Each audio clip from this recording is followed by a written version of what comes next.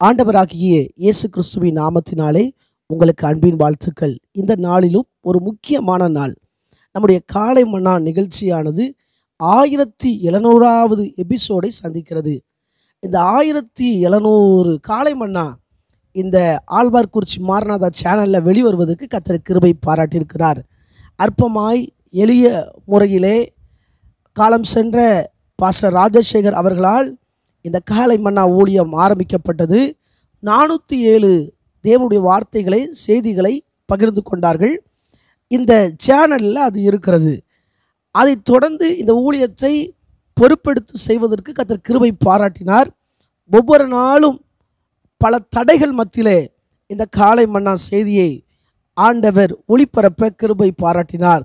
ஒவ்வொரு நாளும் அவருடைய வார்த்தைகளை தந்தார். அது மாத்திரமல்ல, இந்த காலை மன்னா நிகழ்ச்சியில் என்னுடைய மனைவி அவங்க தேவனுடைய வார்த்தையை கொடுக்குறாங்க. என்னுடைய தகப்பனார் ஒவ்வொரு திங்கட்கிழமையும் தேவனுடைய வார்த்தையை கொடுக்குறாங்க.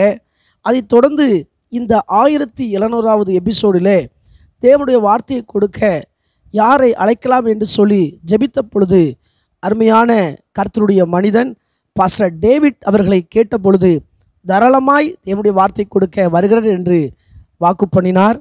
இப்பொழுது கூட அருமையான பாஸ்டர் டேவிட் அவர்கள் தென்காசி மாவட்டத்தில் கர்த்தருடைய ஊழியத்தை செய்கிறார்கள். எனவே அவர்கள் இந்த நாளிலே இந்த 1700வது காலை மன்னா நிகழ்ச்சியை ஆசீர்வதித்து தேவன் தனக்கு தந்த வார்த்தையை உங்கள் மத்தியிலே பேசுவார்கள். கவனமாய் கேளுங்கள். தேவன் உங்களை ஆசீர்வதிப்பாராக. கர்த்தருடைய நாமம் மகிமைப்படுவதாக. இந்த 1700வது காலை மன்னாவில் உங்கள் யாவரையும் சந்திப்பதில் மிகுந்த மகிழ்ச்சி அடைகிறேன். இந்த காலை மன்னா ஒவ்வொரு நாளும் நமக்கு வீடியோவாக யூடியூப் வழியாக நமக்கு ஒளிபரப்பு பண்ணப்படுகிறது. இதன் மூலமாக அநேக பேர் ஆசீர்வதிக்கப்பட்டு கொண்டிருக்கிறார்கள். அநேக சாட்சிகளும் நமக்கு வந்து கொண்டிருக்கிறது. நானும் இதை பார்க்கிறேன். அநேக தேவ ஊழியர்கள் இதன் வழியாக கர்த்தருடைய வார்த்தையை பகிர்ந்து கொள்கிறார்கள். விசேஷமாக பாஸ்டர் ஜெயக்கொடி அவர்கள், பாஸ்டர் மதனுடைய மனைவி அவர்கள், இன்னும் அநேக தேவ ஊழியர்கள் இந்த யூடியூப் வழியாக இந்த காலை மன்னாவின் மூலமாக நம்மளோடு கூட ஆண்டுடைய வார்த்தையை பகிர்ந்து கொண்டு வருகிறார்கள். இதன் மூலமாக அநேக பேர் ஆஸ்வதிக்கப்பட்டு கொண்டு இருக்கிறீர்கள். இதற்காக பிரயாசப்படுகிற பாஸ்டர் மதனுக்காக நான் ஆண்டவருக்கு நன்றி செலுத்துகிறேன். ஒவ்வொரு நாளும் தன்னுடைய ஊழியத்தின் மத்தியிலையும் அதிக பிரயாசப்பட்டு இந்த காலை மன்னாவில் ஆண்டுடைய வார்த்தையை அவர்கள் பகிர்ந்து கொண்டு வருகிறார்கள். அதற்காக நான் ஆண்டவரை துதிக்கிறேன். இந்த நாளிலும் கூட உங்களோடு கூட ஆண்டுடைய வார்த்தையை பகிர்ந்து கொள்ள தேவன் கொடுத்த கிருபைக்காக நான் நன்றி செலுத்துகிறேன். அது மாத்திரமல்ல, பாஸ்டர் மதன் அவர்களுக்கும் என்னுடைய நன்றியையும் வாழ்த்துதலையும் பாஸ்டருக்கும் அவருடைய மனைவிக்கும் அவருடைய சபையில் இருக்கிற யாவருக்கும் நான் தெரிவித்துக் கொள்கிறேன். ஆண்டவங்க ஒவ்வொருவரையும் ஆசீர்வதிப்பாராக. அவருடைய ஊழியங்களை தேவன் அதிகமாக ஆசீர்வதித்து கொண்டு வருகிறார். அவருடைய ஊழியங்கள் அநேகருக்கு ஆசீர்வாதமாக இருக்கிறது.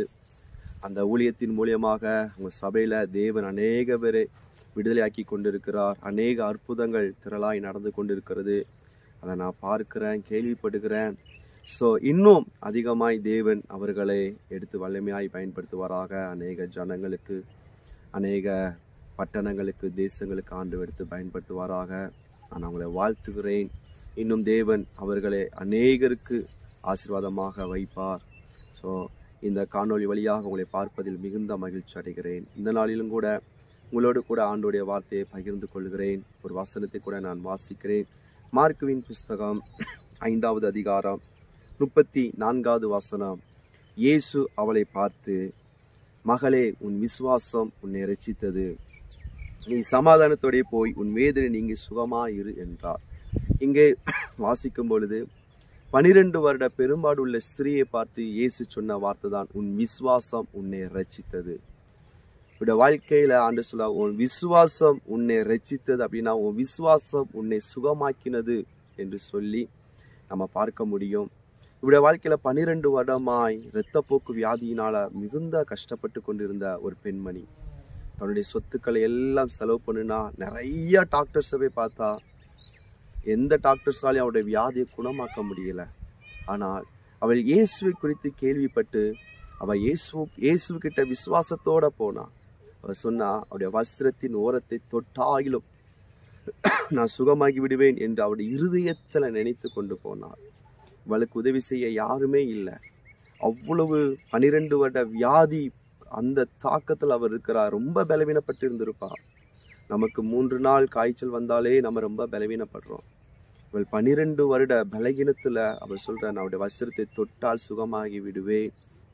ஸோ நம்மளுடைய வாழ்க்கையிலும் கூட நிறைய நேரத்தில் பலகீனங்கள் வரும், சோர்வுகள் வரும்.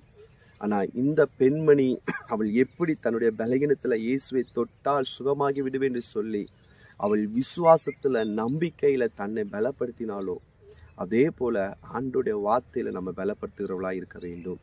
இவள் போனால் இயேசுவோட வஸ்திரத்தை தொட்ட மாத்திரத்தில் ஒரு வல்லமை இவருடைய சரீரத்துக்குள்ளே வெளிப்பட்டது.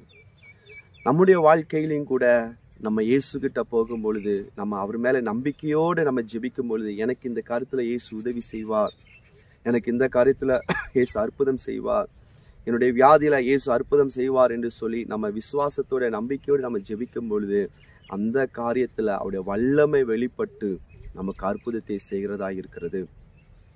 இவள் இயேசுவை தொட்ட மாத்திரத்தில் அந்த வல்லமை வெளிப்பட்டு இவருடைய வியாதியை சுகமாக்கி விட்டது. இப்போ இயேசு பார்க்கிறார், என்னை தொட்டது யார் அப்படின்னு சொல்லி அவர் பார்க்கிறார். அப்போ இந்த பெண்மணி வந்து தன்னுடைய வாழ்க்கையில் இருந்த எல்லா சூழ்நிலைகளையும் சொல்லுகிறார். நான் இப்படி வியாதிப்பட்டு இருந்தேன், பணத்தெல்லாம் செலவு பண்ணினேன், ஒரு வைத்தியர் கூட என்னை சுகமாக்க முடியல, உங்களை வஸ்திரத்தை தொட்டவுடனே நான் சுகமாயிட்டேன்னு சொல்லி இயேசு கிட்ட சொல்கிறார். இதிலிருந்து நம்ம புரிந்து கொள்ள வேண்டிய ஒரு காரியம் என்னவென்று சொன்னால், இவள் வியாதிப்பட்டு 12 வருடமாய் அவள் வீட்டுக்குள்ளே அடங்கியிருந்தாள். ஆனால் இன்னைக்கு எந்த சமுதாயத்தில் அவளால் நிற்க முடியாமல் இருந்ததோ, எந்த சமுதாயத்தில் அவள் வியாதியுள்ளவள் என்று சொல்லி அறியப்பட்டிருந்தாலோ அதே சமுதாயத்தில் இப்போ சுகமாகிட்டா என்று சொல்லி ஆண்டவர் தலை நிமிர்ந்து வைத்தார். இவளை பார்க்கும்போது எல்லாரும் சொல்லியிருப்பாங்க, இவள் வியாதிப்பட்டவள், இவள் தீட்டுள்ளவள், இவகிட்ட போகக்கூடாது, அந்த வியாதி நமக்கும் வந்துடும் என்று சொல்லி அவளை எல்லாரும் ஒதுக்கி வச்சிருந்திருப்பாங்க, அற்பமாக பேசியிருப்பாங்க, ஏளனமாக நினச்சிருப்பாங்க, அவளுக்கு உதவி செய்ய யாருமே போயிருக்க மாட்டாங்க. ஆனால் இன்னைக்கு எல்லாருக்கும் முன்னாடியும் இயேசு நிறுத்தி சொல்கிறாரு, இவள் சுகமாகி விட்டா, இவள் விடுதலை அடைந்து விட்டா, இவருடைய வேதனை நீங்க போயிடுச்சு, அவருடைய இருதயத்தில் 12 வருடமாக இருந்த வேதனை நீங்க போயிடுச்சு என்று சொல்கிறார். இன்னைக்கு சொல்கிறாரு, நீ சமாதானத்தோட போ அப்படிங்கிறாரு. அவருடைய ஒரு விசுவாசம்தான், அவள் இயேசு மேலே வச்ச விசுவாசம்தான் அவருடைய வியாதியை சுகமாக்குனது, அவருடைய வேதனையை நீக்கினது, அவளுக்கு சமாதானத்தை கொண்டு வந்தது, சமுதாயத்தில் தலை நிமிர்ந்து நிற்க வைத்தது. இன்றைக்கும் நான் உங்களோடு கூட சொல்லுகிறேன், இயேசு மேலே நீங்கள் நம்பிக்கை வச்சு பாருங்கள், நம்பிக்கையோடு நீங்கள் ஜெபம் பண்ணி பாருங்கள். உங்களுடைய வாழ்க்கையில் இருக்கிற வியாதியை அவர் சுகமாக்குவார், உங்களுடைய வாழ்க்கையில் இருக்கிற வேதனையை அவர் நீக்கி போடுவார், சமாதானம் இல்லாத உங்களுக்கு அவர் சமாதானத்தை தருவார். சமுதாயத்தில் ஒரு வேளை தலை குனிஞ்ச நிலைமையில் இருக்கிறீர்களா? சமுதாயத்தில் ஒரு வேளை அவமானப்படுத்தப்பட்ட நிலைமையில் இருக்கிறீர்களா? சமுதாயத்தில் ஒரு வேளை ஒதுக்கப்பட்ட நிலைமையில் இருக்கிறீங்களா? இயேசு மேலே நம்பிக்கை வைத்து பாருங்க. அந்த நம்பிக்கை உங்களை தலையை உயர்த்தி வைக்கும், உங்களை மறுபடியும் தலை நிமிர்ந்து வாழ வைக்கும். ஆண்டவர் மேலே நம்பிக்கை வைங்க, ஆண்டவர் உங்களை ஆஸ்வதிப்பார். God bless you. ஆண்டவரை ஆஸ்வதிப்பாராக. நாம் ஜெபிக்கலாம். கிருபை உள்ள தகப்பனே, நமக்கு நன்றி செலுத்துகிறோம்.